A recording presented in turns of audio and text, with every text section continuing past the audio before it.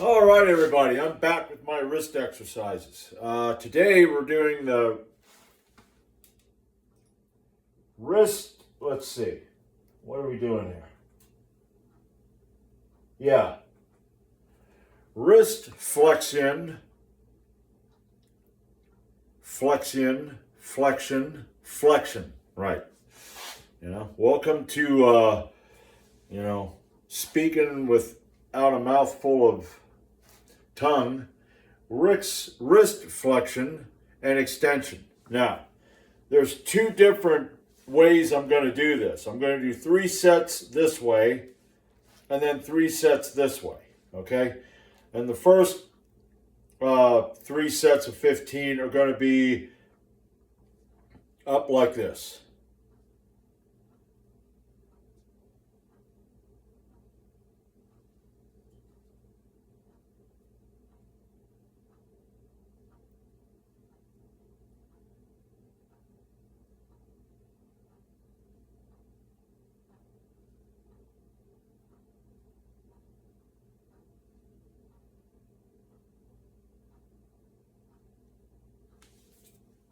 I wonder. Yeah, that ain't gonna work. Okay. I had an idea, but it ain't gonna work. Okay.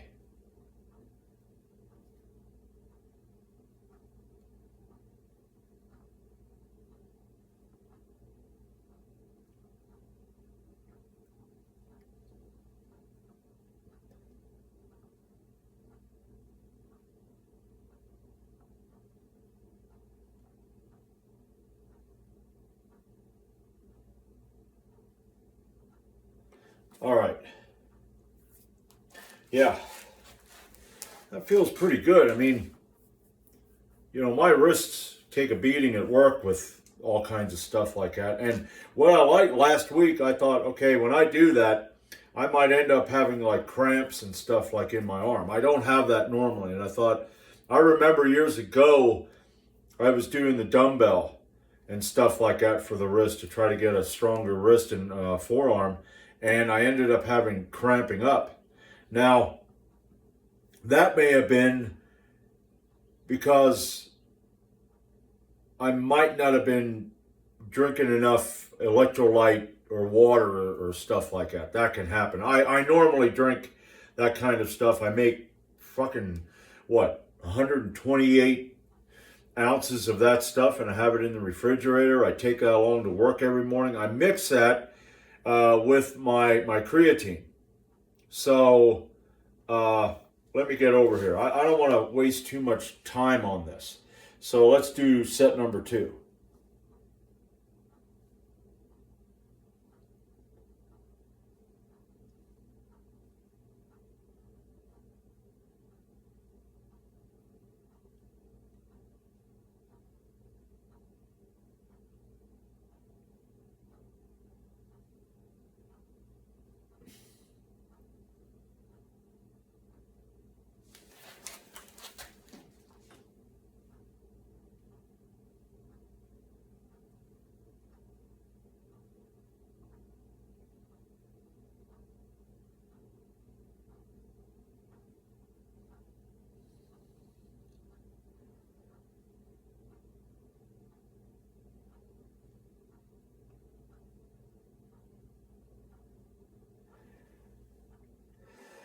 Yeah, so I normally mix my electrolyte drink with my creatine.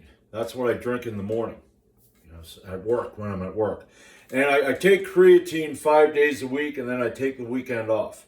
But I normally I just take creatine all the time. You can do that all the time. I mean, I saw where there was one guy who on YouTube who was saying that if you take a day off from taking your creatine, you're screwed. Well, I don't understand some of these guys. I don't know. I don't know if he's selling anything. If he's selling something, he might be using that to get people to go out and buy it and then use it constantly, and they need to buy more then. And well, I do use it constantly. I 5 grams, and that's it. And you can take a couple of days off. You can take, I don't know how long you can take off, but you can take a few weeks off. Because if you're taking it constantly, you're already saturated. So you don't really need to take it all the time. And I have a tub, and once I get done with that tub, I want to see how many weeks I can take off. And I might take like 2 weeks off from it. And then you don't have to reload because your muscles still have saturation. So that's what the experts say. It's kind of like drinking a beer. Now I'm saturated. I'm not hydrated, but I'm saturated. Okay, let's get this right.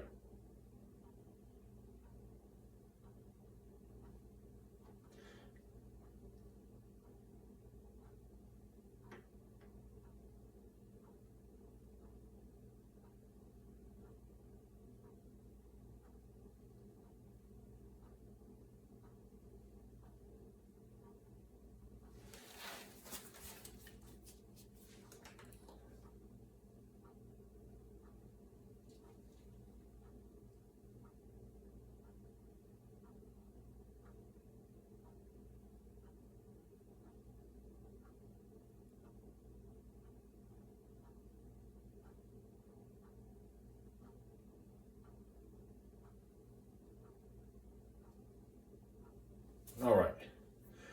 Yeah, that's a tight. We have another one where you gotta do it like this, but I don't know, man. I don't know. That doesn't feel like anything. Maybe after a few reps, but that's pretty much it. Okay, I think I did 3 sets. Yeah. So, yeah, yeah. So I set up for tomorrow. I'm going to be doing bench presses, and I'm going to be doing something different. I want to check this out. Last week with the 204, yeah, okay, my bench press is 210 pounds. So 204, I don't really know what that would be, what percentage of that would.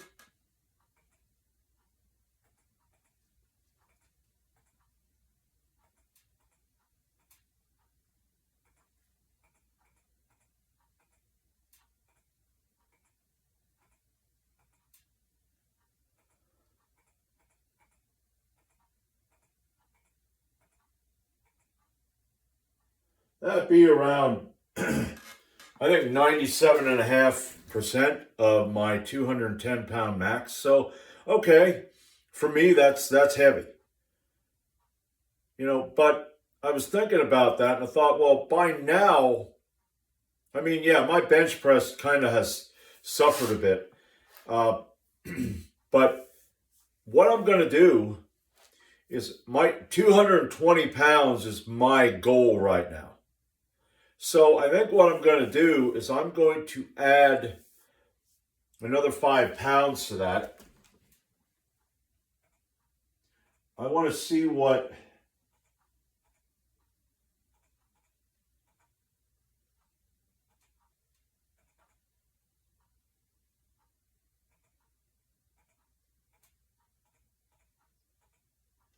All right.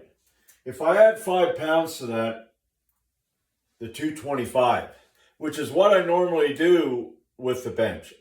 If I'm going for 220, I don't just go from say 220 where I set my percentages. Okay, I add 5 pounds and I try to go lower, maybe like 65%. But right now, what I'm going to do is that would be 168 pounds. 75% would be 168 pounds.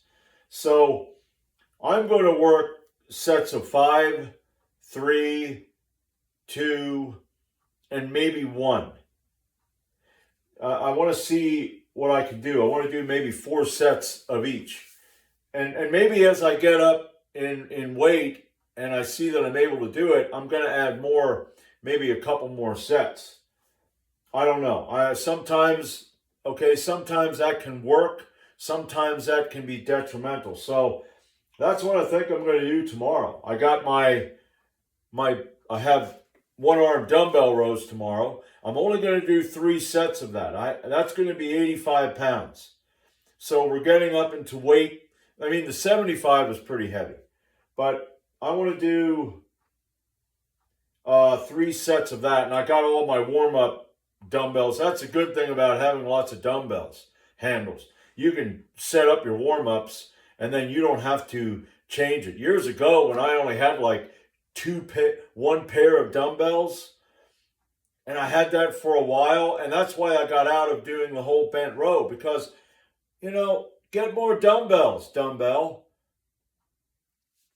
Yeah. I tell you what, sometimes, it's, looking in the mirror and going, this guy. But yeah, that's what I want to do. 168 pounds. I want to get around like 4 sets of 5. And the reason I was doing a block periodization, and it started to get stale. I could feel like I wasn't getting, when I first started it worked pretty good. I got up to 200, then I got 210. After the 210, it just didn't feel right. I thought, well, it looks like I got to change shit. So I thought, well, I got 531. And that just didn't seem to go anywhere. So I'm going to try to do this because I need more volume in the bench. There are guys out there that they're great at the bench. They can do limited volume, and they just have that ability, which is awesome. The shorter guys that are like broad and they got short arms, and I'm not using that as an excuse. That's awesome that these guys can do like 600-pound bench presses. And I mean, and some of these guys that are bigger, they got to get really big, so they got to put on a lot of fat too. Well, that's great. It's like what's his name? I forget what his name is. It's the guy he's going for 800 pounds. Julius Maddox, I think his name is. I don't know if he got it yet, but I hope he gets it, because in the past, you had these guys like Ted Arcidi back in the day, when I was growing up. You had Kazmaier. Ted Arcidi, I think, was the first guy to get 600 pounds. Kazmaier could do well over 500, I think. There was another guy who could do 700. And this was without, they'd do it in a t-shirt. And then, of course, bench shirts came out. And then you had these guys doing 1,300-pound benches, which I'm sorry. I mean, great respect for being able to get under something that big, that heavy, and almost crush yourself. You're going to die if that thing comes down on you. But now we're back to these guys that are going out there and putting on their t-shirt and benching that shit. If I only could get just this much of that power. But that's why I'm going to do this. I'm going to try this and work up that way. And if I got to work all the way up to those ones, and then I realize, well, don't look like things work now. Go back down, maybe add a few more pounds. The fractional plates. Maybe go from 168 to 170. Okay? Every little bit. So that's what I'm going to do, because over the years, I tried all kinds of different workout programs for the bench. And it's kind of like some work and then they didn't. And then I tried something else and that seemed to work. So it seems that I gotta have a variety, but anyway, that's it. Okay. And for my sledgehammer work, I put that right here so that I keep my eye on it. Now I'm getting thirsty again. And I'll be back tomorrow. Oh, I ordered a flat bench. It's called a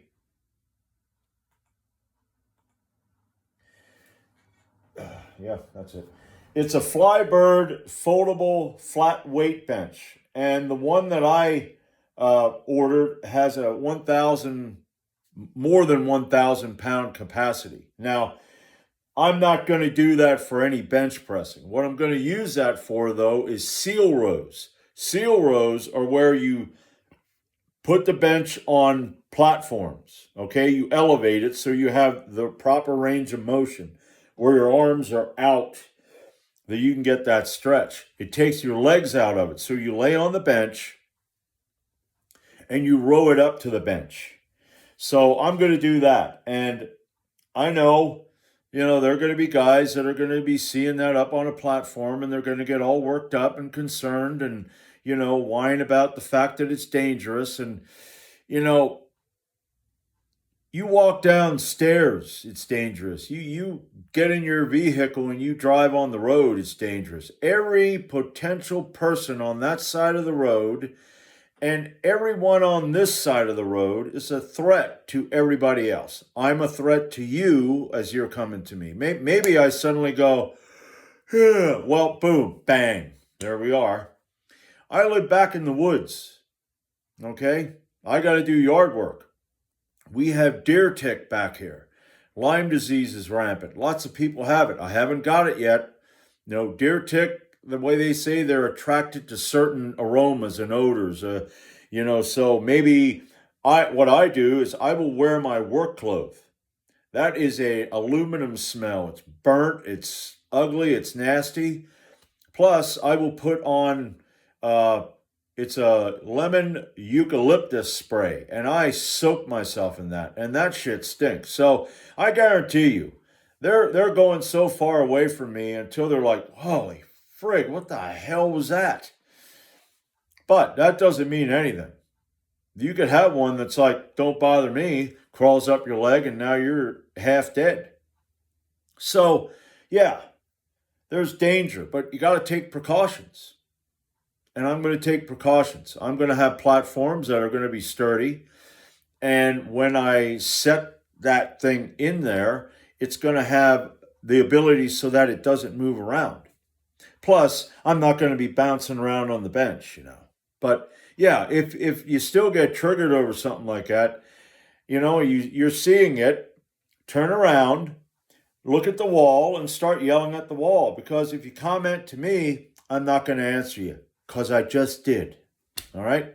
Now, I've been babbling on for a while. It's going on 18 minutes, so I'm going to shut this thing down. And I'll see you tomorrow.